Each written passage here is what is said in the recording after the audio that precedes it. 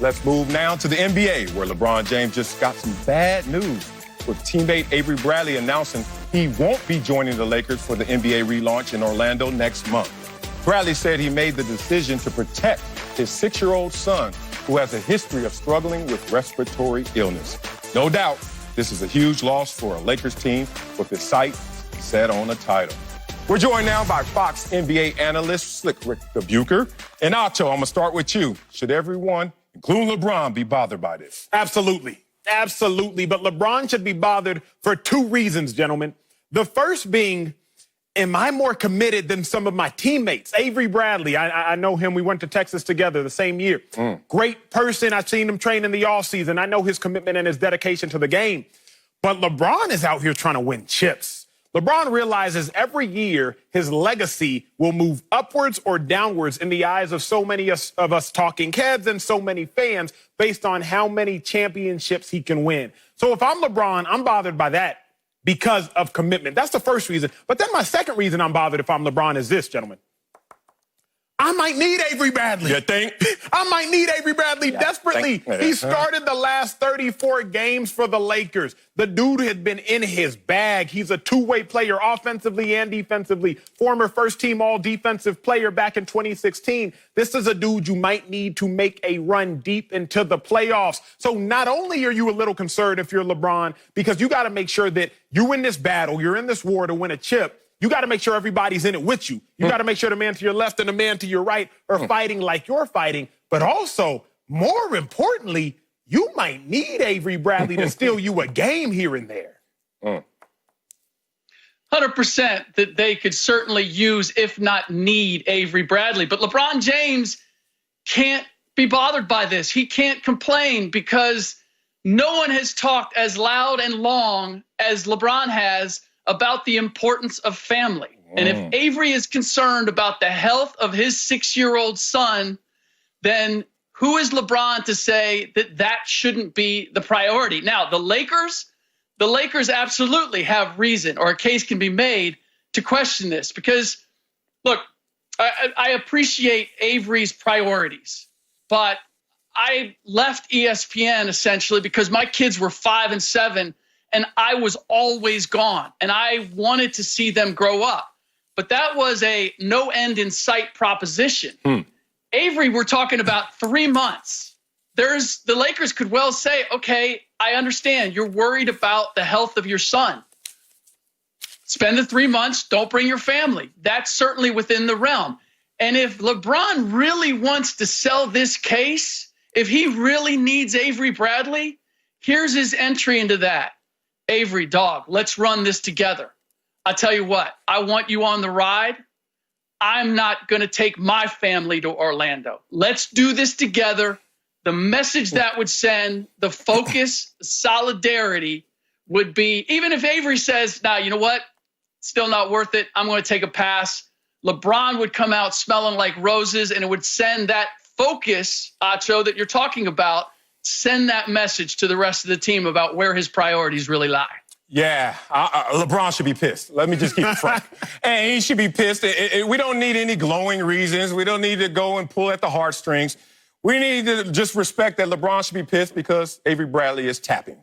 And I'm going to tell you that this tapping is unfortunate when you talk about a team concept because I don't understand what contract these guys have signed of late, where in the contract, you know that you're only getting paid all those millions of bucks for service, for actually working from beginning to end. You can't let your life get in the way of your work. And I know a lot of people are like, what? What do you mean? I'm going to tell you what I mean. I went to Dallas in 2004. And right when the season was starting, my mother flies out, routine trip, to tell me about what's going on in her life and see her baby play for the Dallas Cowboys, my dad's favorite team. But this was a trip that was different. My mother tells me at the time she has breast cancer. Immediately, I want to quit football.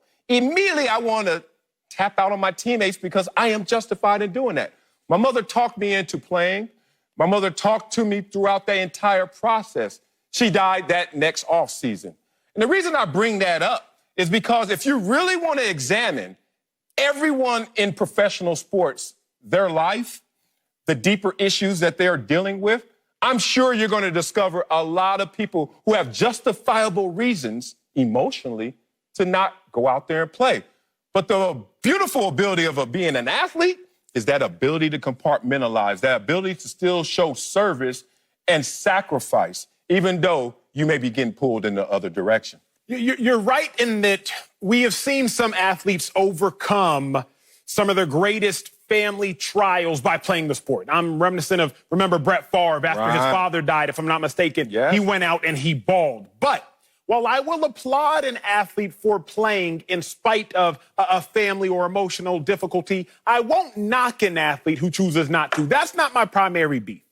My primary beef, Marcellus, is remember 1990. Eastern Conference Finals, Bulls versus Pistons. Scottie Pippen gets the migraine, doesn't play, has to pull himself out. Remember, we hear Michael Jordan talk about that 30 years later. And when Jordan is talking about it 30 years later, you can still hear in his voice yeah, I mean, I guess Scottie had a migraine. You can still hear salty. That Jordan is still mad about that. Now, obviously, we've all had migraines, I think, trying to play at a high level. Like, you were literally crippled by that. My fear is that LeBron might look up 20, 25, 30 years down the road if the Lakers get knocked out, because you do lose a stud two-way player, a guy who has contributed at least. Make no mistake about it. Remember, the last time the Lakers played the Clippers, a team they will likely face deep into the playoffs, Avery Bradley had 24 points on 6 of 12 shooting from the three-point line. So let's not act like Avery Bradley can't ball at any given moment. But my fear is that LeBron might look up and be like, yeah, Avery Bradley had to take care of his family, I guess. That's the problem. That is why I have an issue if I'm LeBron. Yes. The issue I have with both of you in this circumstance is that we're talking about a very unusual situation. We're not talking about business as usual. We're talking about a pandemic and about people that have been dying across the country. And we're also talking about kids. And that's where, whether it's Trevor Ariza or whether it's Avery Bradley, there's just a part of me that I cannot judge another man or another family in what they decide to do to protect theirs. And so I'm going to give him a pass as far as what is motivating him in this circumstance. And I understand we all need to show up. We all have to make difficult decisions. But in this particular case, in this particular situation, I'm not going to second guess a guy in saying, look, I know I have a job and I get paid an awful lot of money, but it's not worth it to me under these circumstances to put my son's health at risk. Oh, you convinced me. Okay. Well, there goes your Kawhi stopper. Sorry, Lakers. Clippers going to run through y'all now. And nobody back there to defend us. All right, let's go on elsewhere in the NBA, where the Nuggets just got some bad news of their own, with one of the league's biggest stars, Nikola Jokic, testing positive for the coronavirus in his home country of Serbia.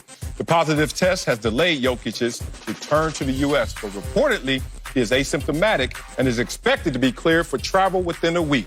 Even so, with the NBA gearing up for relaunch, this can't be welcome news for the association. Acho, how concerned should the NBA be about this? Not at all.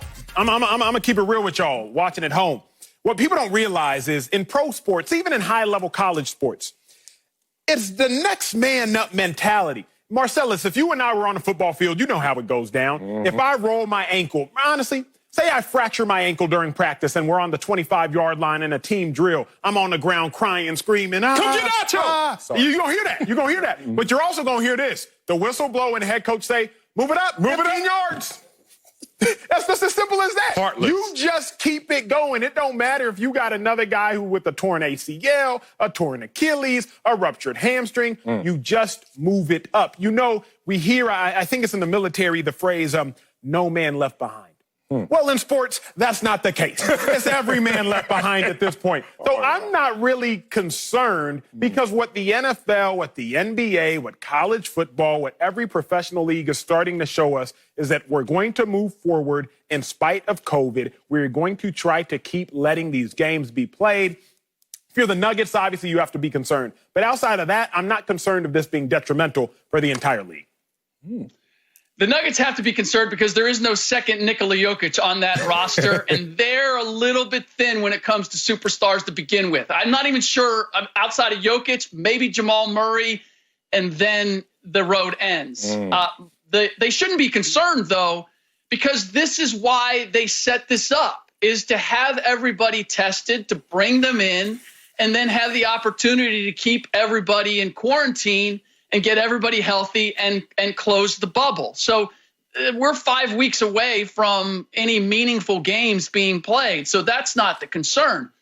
The league should be concerned because they're going to create this bubble in Florida, which is a hotbed for coronavirus right now. And there are going to be people that are going to be going in and out of the bubble when it comes to hotel workers and various people that are going to be crossing paths with various NBA personnel. And I'm not even worried about the players so much because, as it was noted, Jokic is asymptomatic, but Mike D'Antoni is 69 years old.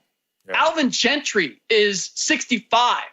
Pat Riley is 75. Are you going to tell him he's going to stay home? Like, there's plenty of personnel that are instrumental to this that could be affected, and they will not be asymptomatic.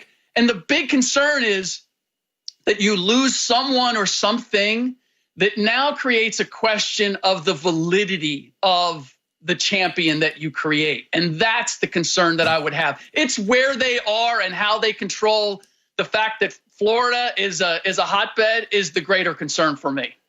I got a greater concern that Pat Riley is older than Alvin Gentry and looks like that. Like, I mean, if I'm Alvin Gentry, I'm sitting there like, Pat Riley, I got some other issues going on in my life. Oh, here's the issue, though, for me, that you have to be concerned for the product, not necessarily the business. In terms of games played and the quantity of games, yeah, they're going to just keep mowing through this.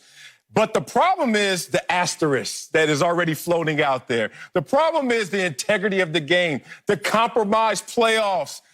It's Jokic now. Could it be Kawhi later? Could it be LeBron? Could it be Paul George? And then what does that champion look like? It's okay if you advance without Jokic because people are like, oh, they're going to be even better. But what if you lose without Jokic? What if the Lakers lose without LeBron? You imagine what this season is going to look like? So, yeah, the business will flow, and we understand the money will be made, and the games will be played. But it will turn into a leaky water hose. And anybody who's ever grown up with a leaky water hose, some water does come out, but a lot goes a lot of other directions. So that's going to be a real big issue in terms of going forward. How can the NBA fix something that's going to get disjointed because of Corona?